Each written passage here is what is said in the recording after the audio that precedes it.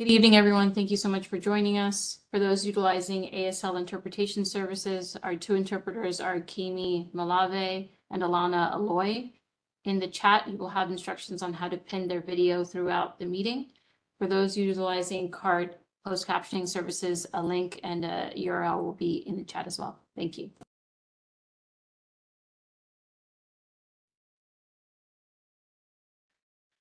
Good afternoon, everyone. My name is Herman Merritt. I use he, him pronouns. I joined this board in October 2021, and I am the fourth most senior member. Therefore, I will be chairing today's meeting. I'd like to call this CCRB's December Public Board meeting to order. Thank you for joining us. I'd like to start by having the board introduce themselves, starting to my right with Board Member Puma. Good afternoon, everyone. My name is Joseph Puma. I go by he, him pronouns. I'm the City Council appointee from the Borough of Manhattan. Good afternoon, everyone. My name is Pat Smith. I'm an appointee of the mayor, and welcome. And I'm June Northern. I'm an appointee of the mayor, and I'm from Brooklyn. My name is John Darsh. I'm the executive director of the agency, and I use he, him pronouns. Good evening. My name is Esmeralda Simmons. I'm an appointee from the public advocate, Jemani Williams, and I'm from Brooklyn. Good evening, Joe Fox. I'm an NYPD appointee. Frank Duraya, also a police department designee. Thank you. Seeing that we do not have a quorum, we will push the approval of the minutes to the next board meeting.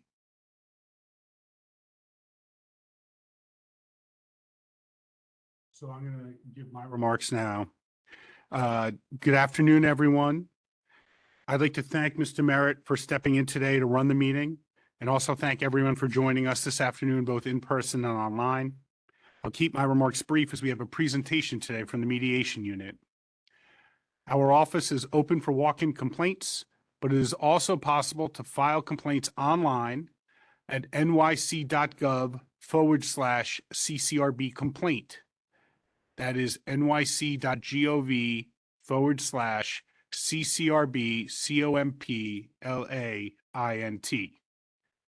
Or by calling us on the telephone at 1-800-341-2272, by calling 311, or by tagging the agency on Twitter, Facebook, and Instagram. For those wishing to speak during the public comment section of today's meeting, we ask that you keep your questions and comments to 4 minutes. If anyone wishes to file a complaint right now, we have 2 investigators on hand ready to take any new complaints. The investigators on call this afternoon are Emma Steidehar and Rob Bryan. Ruth Villafane is also here from our Civilian Assistance Unit. Do any members of the board have any questions for me so far?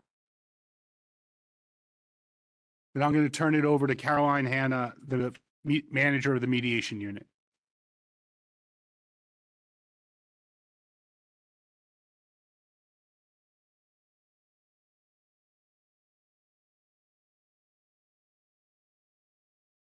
All right, perfect. So I'll restart that. My name is Caroline Hanna. I'm the mediation manager here at the CCRB. I've been with the agency for 6 years, and I go by she, her pronouns. It's my pleasure to be here today to discuss our comprehensive mediation program with you.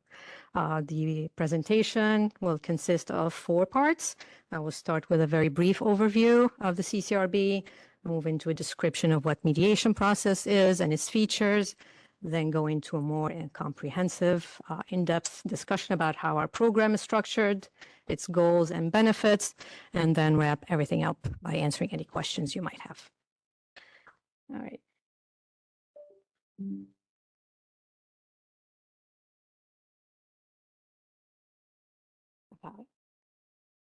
Working. Okay. Very well. So to begin, the New York City Civilian Complaints Review Board is the largest independent oversight entity of the largest police force in the country. The CCRB investigates, mediates, and prosecutes allegations of misconduct against members of the NYPD.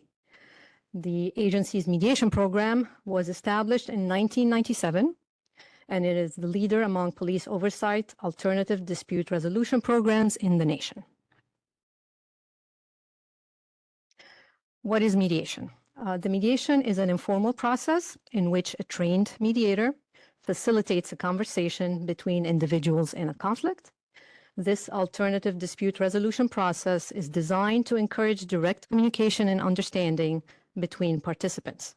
It empowers the parties to find voluntary solutions that meet their needs and interests. There are four main features for mediation. First, the process is completely voluntary. All victims and subject officers must agree to participate before a session can be scheduled. In other words, we cannot compel anyone to participate. Second, the process is completely confidential. We do not record our mediation sessions. We do not allow anyone to record the sessions. And the information shared during these conversations cannot be used in any other legal proceedings or CCRB investigation. Third, mediation is non-disciplinary in nature. What that really means is if the session is successful, the parties will sign a resolution agreement, and at that point, the case is closed. We do not send it back to investigation. Mediated complaints do not appear on the officer's visible record, which is the MOS database on our website, but I will stress here that we always keep track of every single complaint filed with our agency internally. And finally, the neutral mediator, they are trained in alternative dispute resolution. They are independent, are not affiliated with the CCRB or the NYPD. Their role is not to give legal advice or decide who is at fault. They're really there, like I mentioned earlier, to facilitate the conversation. Now, moving on to the CCRB's mediation program. It all starts by screening cases for mediation, which falls on the investigators. Whenever that is applicable, the investigators will present both options, investigation and mediation, to all available victims. If all victims agree, then the case is referred to our unit.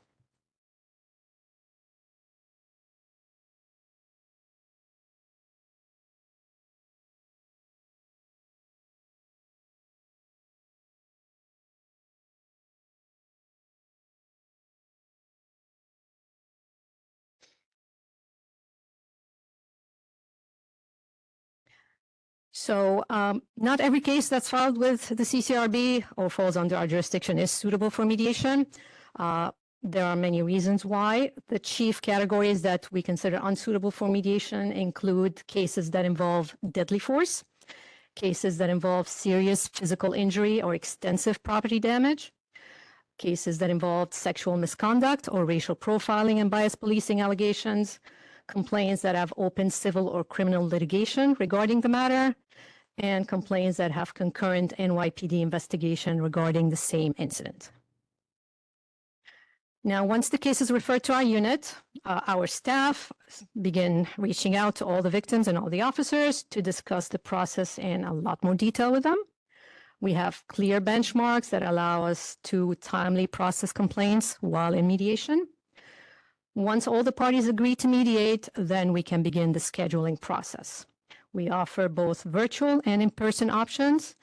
The victims choose the format, but we always accommodate officers' schedules before setting up any mediation session. Mediations are considered successful when the parties agree that the issue is resolved. If it is not resolved or otherwise, the cases are returned to investigation whenever the session is unsuccessful, any party rejects mediation at any point during the process, or we exhaust all our scheduling and rescheduling attempts. Now, there are several benefits to our CCRB mediation program. Chief among them is that our investigators take statements from victims before the cases are referred to us.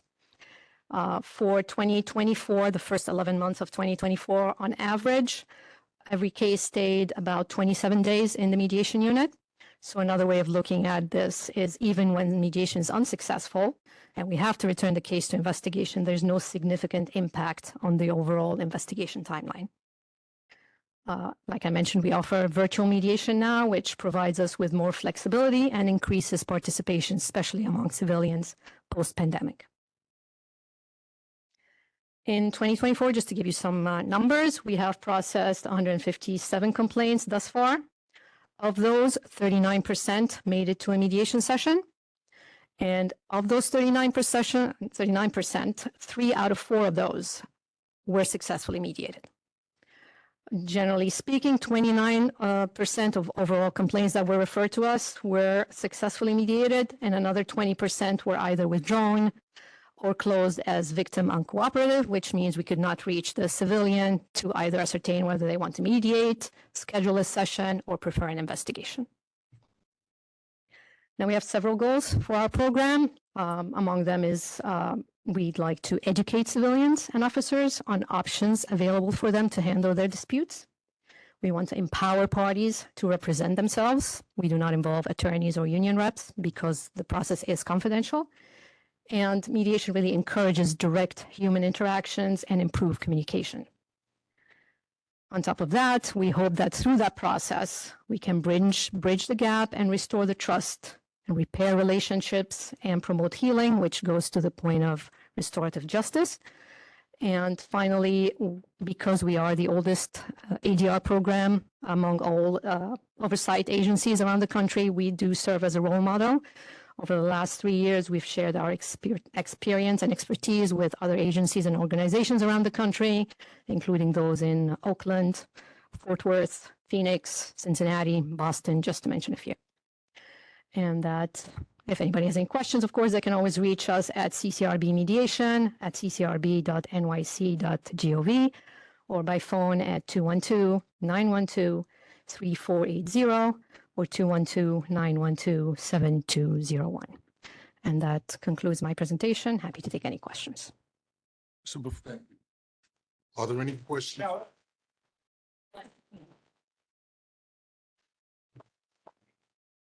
Are there any questions from board members?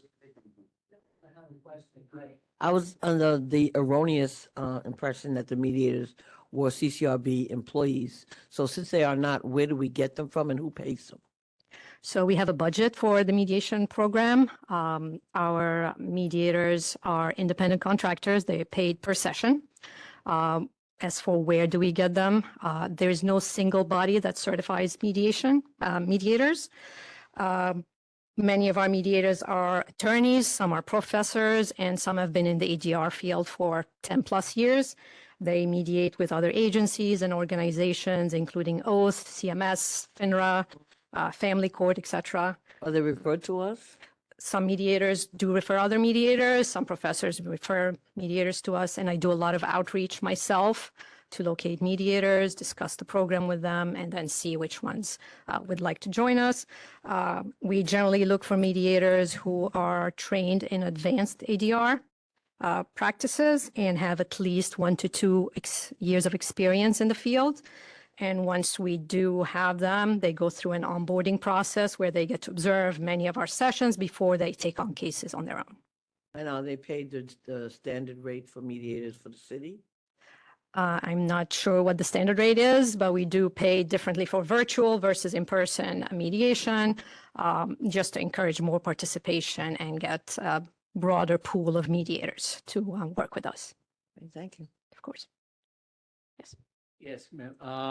Why are racial profiling bias policing allegations not suitable for mediation?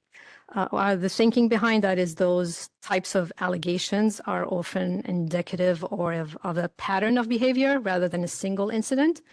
And so we do not feel that it would be appropriate to address those types of allegations in a single mediation session that lasts maximum of 2 hours. Do you think that's constructive? Well, I will say that whenever our RPBP unit feels that we can make an exception, we are happy to do that. Sometimes civilians specifically ask to try mediation, regardless of the actual allegation. So we try to accommodate people as much as possible. But generally speaking, that is the thought behind it. And am I correct in assuming that you successfully resolved 45 cases so far in 24 Let me get you the exact number. We have successfully 46 cases. Yes, 16 were unsuccessful. Another 12 were withdrawn and 19 were closed as alleged victim uncooperative. What can we do to get that number up? I mean, we're talking how many thousands of complaints has the CCRB, handled Mhm. to achieve 45, So 46? understood. So because mediation is voluntary, and like I said, we cannot compel people. So even though some cases could be suitable for mediation, if one of the parties reject, there is no way for us to force the issue. We do a lot of outreach to officers directly to explain the process to them and get them more comfortable to participate. We attend various functions and conferences to get the word out. And we're always happy to talk with civilians who are interested in the process to address any issues they have at the front end to make sure that they are making an informed decision, but ultimately it is their decision whether they want to pursue that option or not. Could the NYPD do a better job educating its officers to the benefits of mediation before they're looking down Well, a specific case? of course, more education is always beneficial for everyone. I will say that based on our experience and the feedback we were getting from different parties, including our mediators, we found that sometimes officers were coming to mediation not knowing what the incident was about, not being fully aware that it was a voluntary process, and that was not very conducive to a successful conversation. So we tweaked our process. So even though we have to go through the official channels by involving their supervisors when we make the offer, we now additionally to that, we reach out to the officers directly to discuss the program with them, answer any questions they have, and make sure that if they do opt in to participate, they're at least making, like I said, an informed decision, and the conversation will be successful as much as possible. But ultimately, it's up to the parties whether that is successful or not. What percentage of mediation offers are rejected by complainants, and what percentage are rejected by the officers? So if we're looking at the first 11 months of this year, 27% of all the cases that were referred to us were rejected by either civilians or officers. The rejection does happen to be twice as much from civilians that it is from officers, but both the rejections come from both sides for a variety of reasons.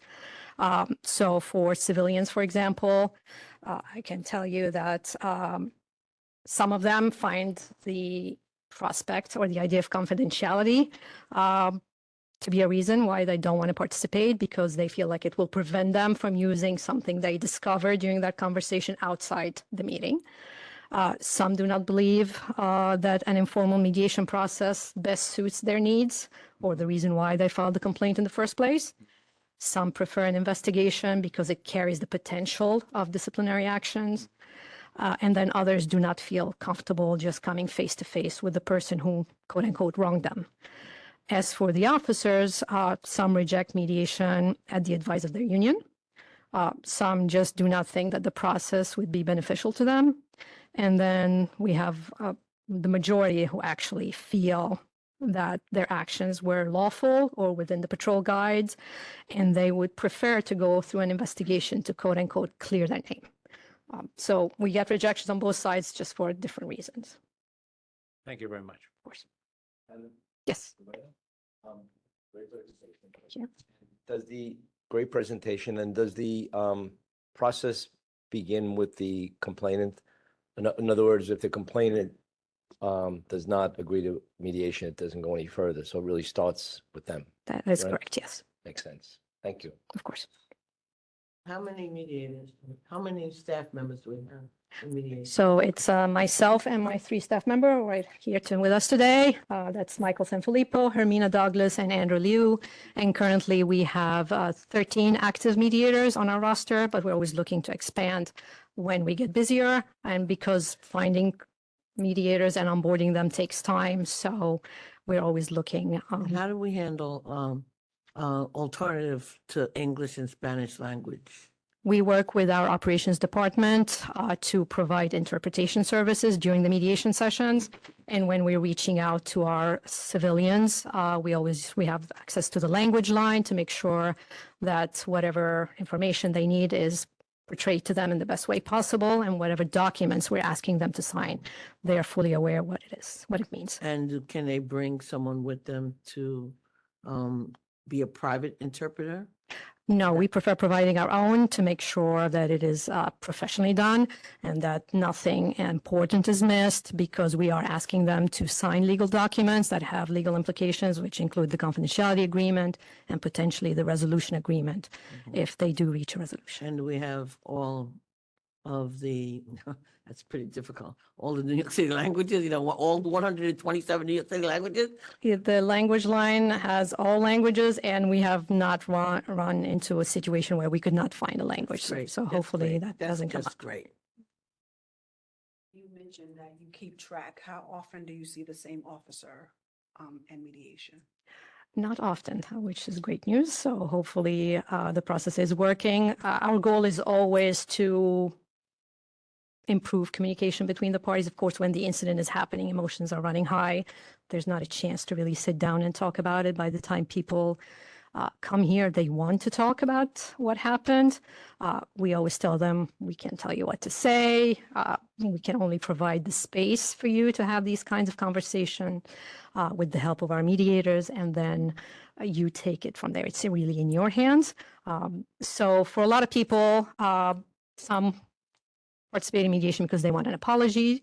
Others want an explanation. They are not familiar with the NYPD guidelines or procedures. So that allows the officer the opportunity to actually explain that in a way that was not possible when the incident was taking place. And for a lot of people, the process itself is the goal. It's very therapeutic almost to have the power to speak face to face with the person who, quote unquote, again, wronged you.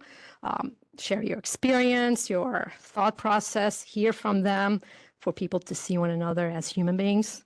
And then it's always great to see them shake hands and walk out of the CCRB together. Have you invited the PBA to a presentation so that they can see the benefit? Because a lot of the cases that we see could benefit from mediation. Have you invited them, someone, a representative, to a presentation so they can see? We have not, but that's, thank you for that. So we definitely look into that. But we have had discussions with some union reps when they are here in the office and they're accompanying the officers to answer any potential issues they might have, explain the process for them. And so anybody who reaches out to us, whether it's from the NYPD, from the PBA, other police unions, we're always happy to have these conversations with them to put them at ease and answer, make sure that they know what they're getting into. Any other questions? Thank you, Mr. Merritt. My questions have to do with scheduling. My understanding was that once upon a time, mediation took place Monday through Friday in person here at CCRB headquarters. But I was very pleased to see in the presentation that there are virtual options. I wanted to ask, do those still take place Monday through Friday? And just how did you get to that point? Because that had always been a concern of mine, is that scheduling can be a challenge for civilians and officers, actually, and officers work varied schedules as well. Thank you for Can I that. step in here, Caroline? Because I think Caroline deserves a lot of credit for that improvement that the agency made as a result of the pandemic. And the work that Caroline did when she took over the unit to get us to the point where we could offer virtual mediation, and that the unions were willing to buy into the concept of virtual mediation is really a credit to the work that Caroline did. And so I just wanted to say thank you for your hard work. And there are a lot of people who work in government who would be happy to claim that kind of achievement, to say that you started something like that, and that it's it's a big deal. So thank you. Thank you, John. I just want to clarify that coming out of the pandemic, of course, everything was in person pre-pandemic. Nobody heard about the virtual option back then. We were kind of forced into the virtual option at some point. It started before I joined the mediation unit, so to be very honest. So people who came before me pioneered that. We just took it to the next level and expanded on it. So once we were back fully operational, not that we were not, but back in the office, it became clear that to simply disregard that option would be a real disservice to our constituents and our officers, because we now can mediate with civilians who are not just outside of New York City, in other states and other countries. And we've had that come up. Those individuals in the olden days would not have been able to participate. So that's what we talk about flexibility and increasing participation. We do hold sessions, whether it's virtual or in person, Monday to Friday, between 9 a.m. and 6 p.m. So we work with people, whether they want to do it before they start work, during their lunch break, after work.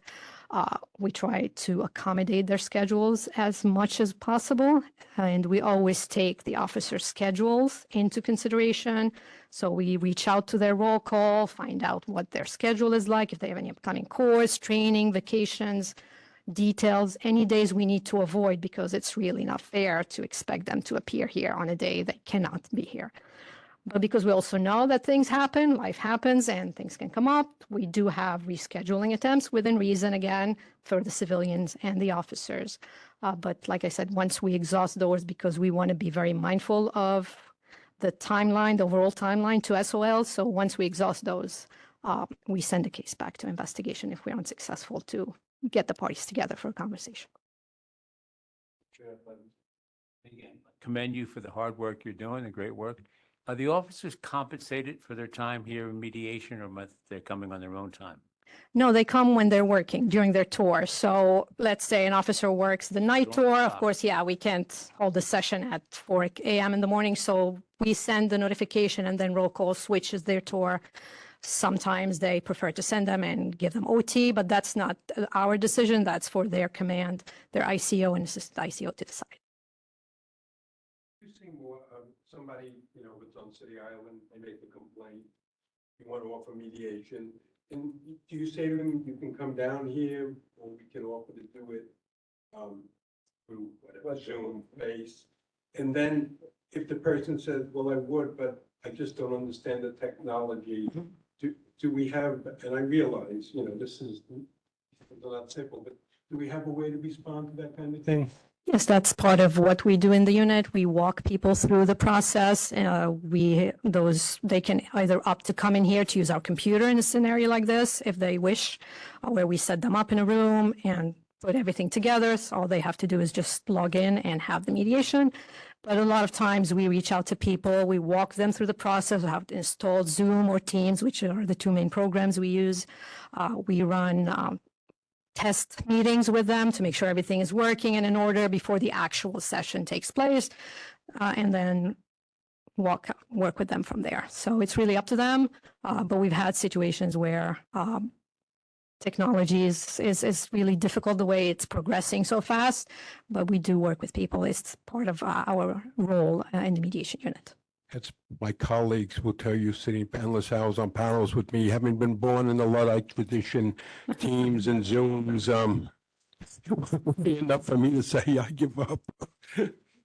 No, I don't expect you to have an easy answer. I wish the answer was, yes, they could go down to, I don't know, the public library and sit in a room and use it there. But I Some can do just choose imagine that, yes. a lot of folks saying, and obviously if I'm calling them from City Island, I don't want to come down and sit here. That's the whole reason I want to do it remotely. And again, you can't fix every problem in the world. I know that. And I will just add that, of course, I have to give props to our MIS department. So when all else fails and we need help, we always refer to them to see if they can also help us and our civilians to accommodate them as much as we can. Thank you very much, Ms. Hannah. you. Excellent presentation.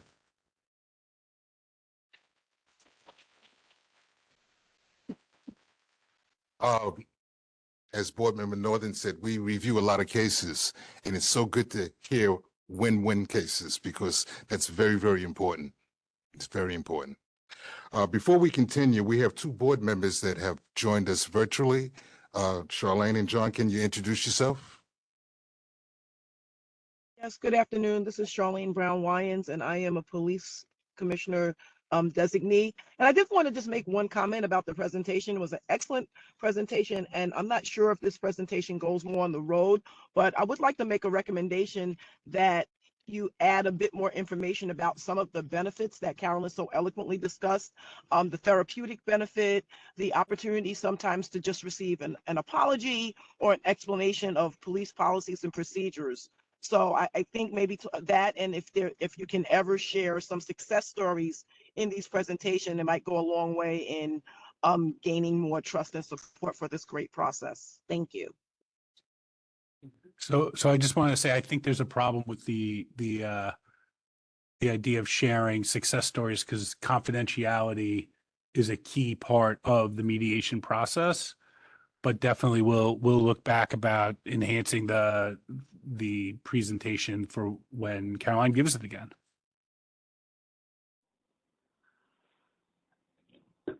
John Siegel, I'm a mayoral appointee. I appreciate the opportunity to participate virtually, and I want to add my appreciation of the prior presentation, very informative.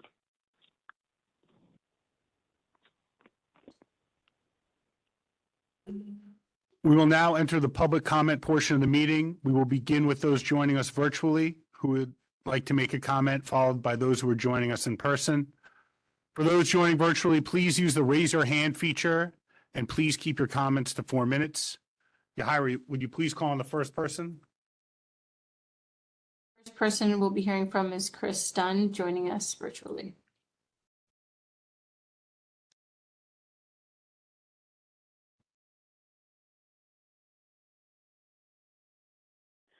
Good afternoon, John. Can you hear me? Yes. Great, thank you. Good afternoon, everyone. This is Chris Dunn from the New York Civil Liberties Union.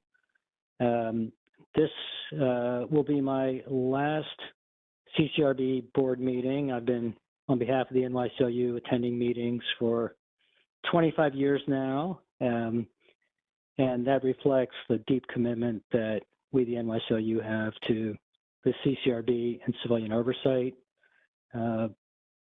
For those who are around back in 1993, we were very much involved with the effort to bring the CCRB out of the police department and create an independent agency.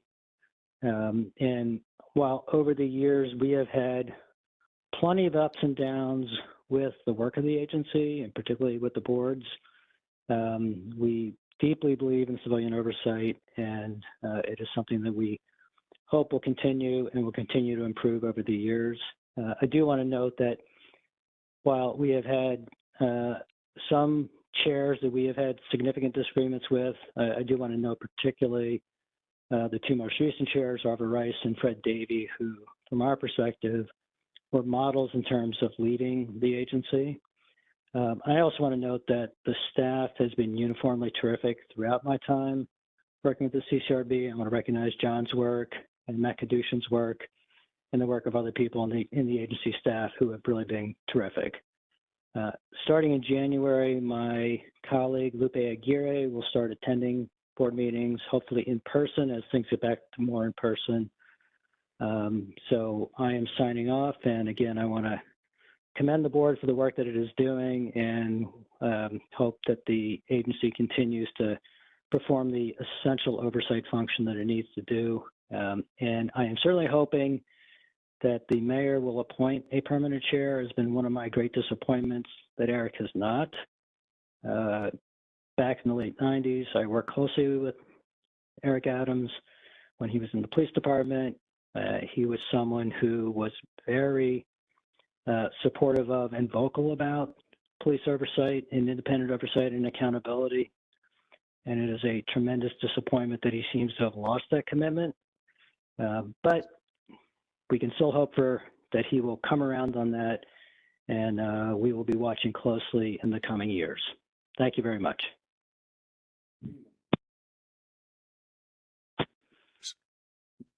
Mr. Chair, if I could just, when I first came to my first CCRB meeting, Chris Dunn was here, and it is tough to imagine CCRB meetings without Chris Dunn. But I wanted to thank him for the personal assistance he's given me in understanding some of the ins and outs of civilian oversight and the time he's taken with me. So thank you, Chris. Thank you, Mr. Dunn. Next speaker. That concludes our online comment. Thank you so much, Chris. You'll be missed.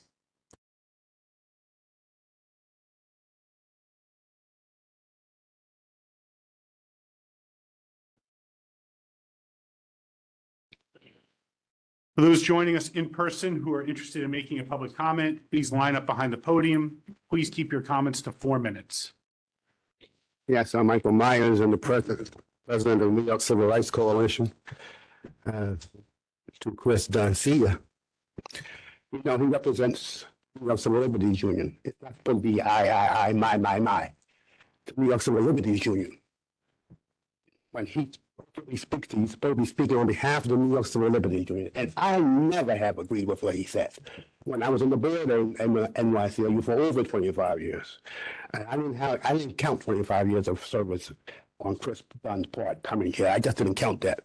Maybe I have miscounted. I understand we still do not have a chair of the CCRB. It's ridiculous. There is no praise to be given to anybody, much less the representative of the New York Civil Liberties Union, really, for this ineptness on the part of Mayor Adams. You've given him notice that first of all, he stout the other chair, the interim chair, was a wonderful representative. The woman from the New York Urban League. He pushed out. I didn't hear the board make a complaint, resolve, some resolution, anything going to the mayor. What are you doing? This is our chair. We respect her. She's done marvelous work. I didn't hear the NYCLU or anybody in the civil rights and civil liberties community a big mouth other than us. This is outrageous. Has the CCRB at long last written to the mayor, as I have requested you to do, requesting him when, or asking him, when are you going to appoint a chair of the Civilian Complaint Review Board? The more days, weeks, and years pass, months pass, it's an act of disrespect for each of you and all of you, and disrespect for civilian review of the police department.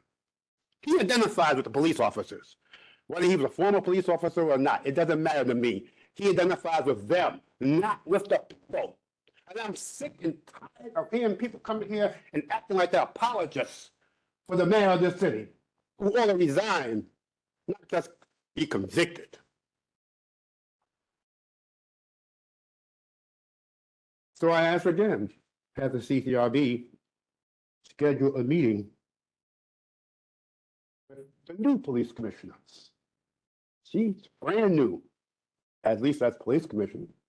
It used to be the police commissioners met with you in public session, so the members of the public could be and listen to you, hear what you have to say to her and what she has to say to you. Have you asked her for a meeting, a public meeting with the police commissioner?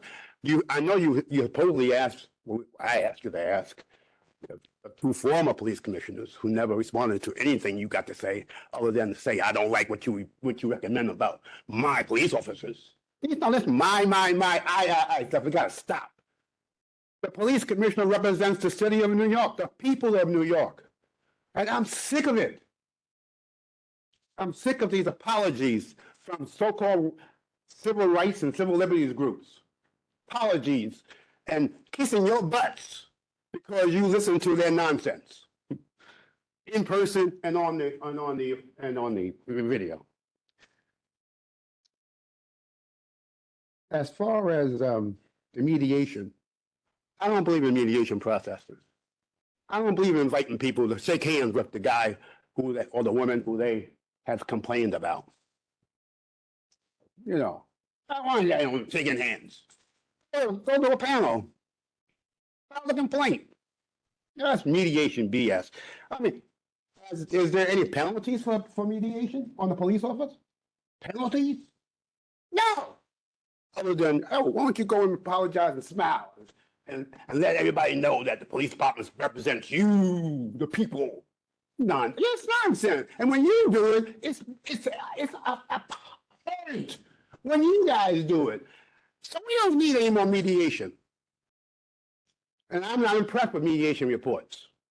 I don't know how many times you do it. What's the status of the website? How long has it been now, Mr. Executive Director? How long? A year or 2 years? I have complained that the damn thing doesn't work. That's why I come down here. But you can't say that we don't come to meetings. I come down here because I can't.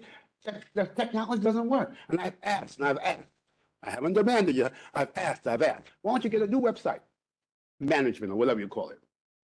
I get no responses. At least I got the compensation report, the per diem. I asked for a compensation for all of you and all of you who are not here, but before you. And I'm still looking at it. So next year, early next year, I'll have my comments about the kind of per diem expenses I see or payments. They call it in the report salaries that you guys have gotten. And some of you have refused. Finally,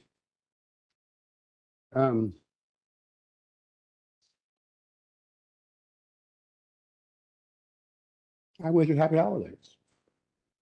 Thank you, Mr. Miles. You as well. So There's another board member that hasn't introduced himself. Can you please introduce yourself?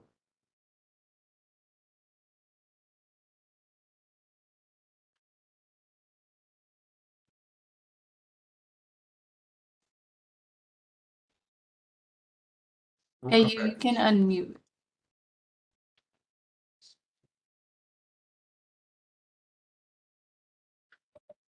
It appears the audio isn't working. Okay. Well, happy holidays, everyone. Let's start with that. My name is Mary. I serve on the Mayor's Task Force to End Gender and Domestic-Based Violence. I am also regional representative of the Community Action Board that gives federal funding to nonprofit organizations throughout our city and concentrating in Harlem and East Harlem. I think that this board should be proud of the accomplishments that it's made over this past year, but I'm hoping that we're going to increase those things next year with additions that I'm going to agree with the gentleman that spoke before me on some of their statements. First, I want to say I applaud the CCRB for involving our youth. I saw a lot of youth involvement this past year, and young people are our future. So it's amazing that they're getting the opportunity to work at this as interns, to have the youth speak that they had in Harlem. I thought that was phenomenal. I also think the outreach has done great work, especially in domestic violence areas in our community, in my community of Harlem. So I'm grateful for that. But the no chair part, Arva Rice, even Chris Dunn stated that she was an exemplary model, and to not have someone that amazing be confirmed is really just appalling. Our city, I always brag to my friends that live in other states and cities that this is the greatest city in the world, and we have to always demonstrate that by making sure that we're doing what's right. So I hope that that will happen. I also hope that going forward in the future, in the next coming year, we have expedient investigations.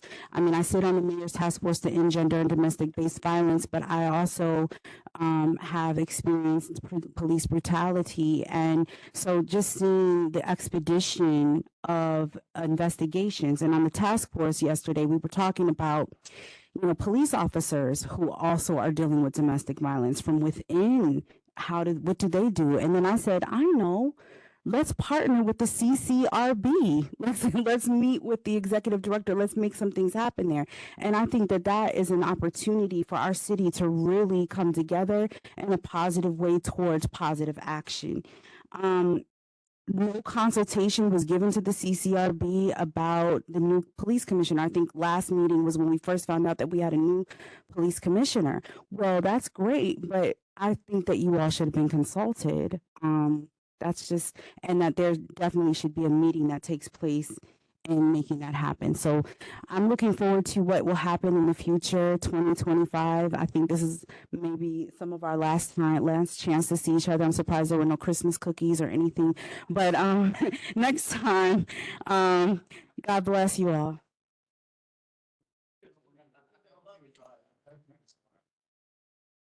Hello, everyone. My name is Nick Constantino. Am I allowed to ask a question?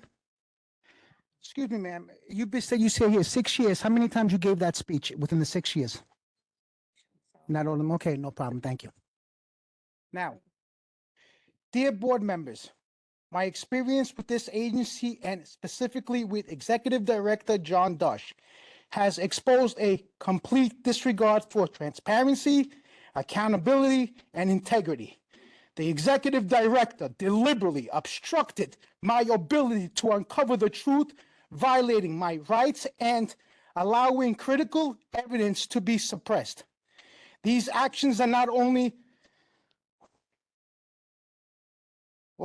this agency's mission, but endorse public trust in its leadership. I urge the board to investigate the executive director's conduct thoroughly and hold him as well as others, individuals in this cover-up. Measures must be allowed to be taken, ensuring this kind of misconduct should never happen again. The executive director of this board. This board is a clusterfuck. Anybody want to see my proof that he perjured himself and he put evidence? Be more than happy to show everybody. You're exposed, you piece of shit. No, I'm not going to go out here. I'm going to stay right here. I want to see his response.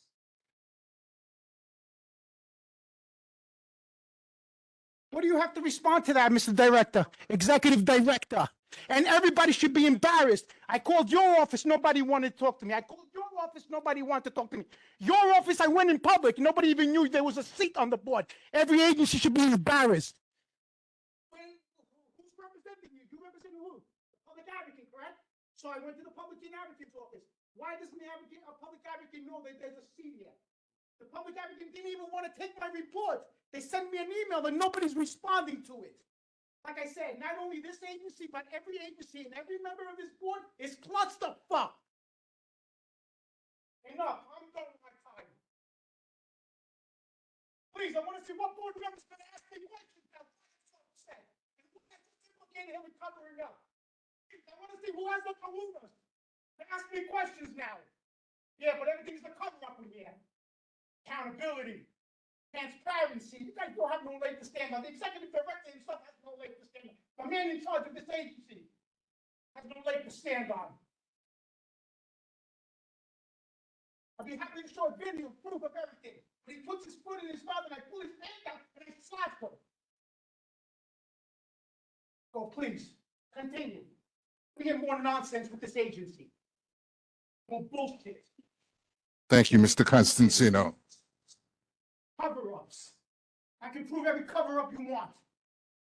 Go ahead, continue with your bullshit in this agency. Thank you, Mr. Constantino. What? Sir, and your office should have more respect. When people call me and want to speak to you about a matter about the CCRB, they should automatically take my information down and call you. Now brush me off like I'm nobody. This agency did. Excuse me, but what office is that?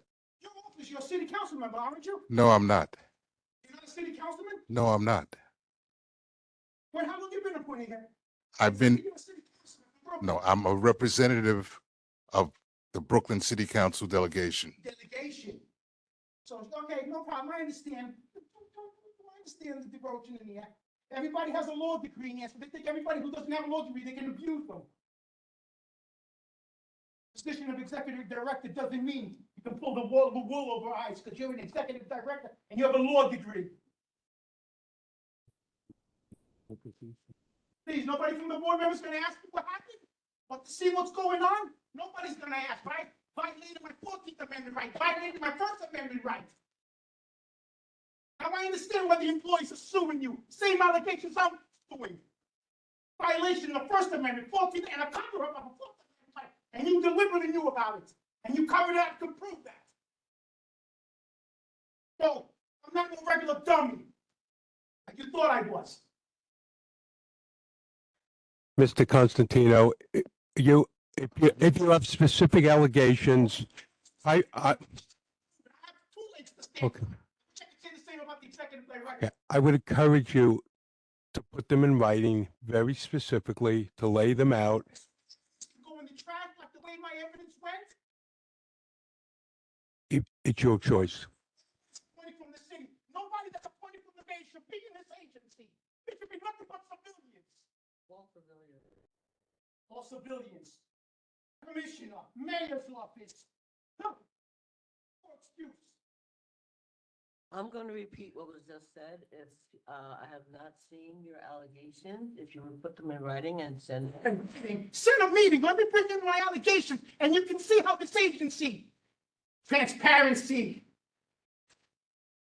You guys are Well, you useless. could do it. Useless. Your agency is useless. I proved that, and the head honcho himself proved it. Or you could video it if you wish.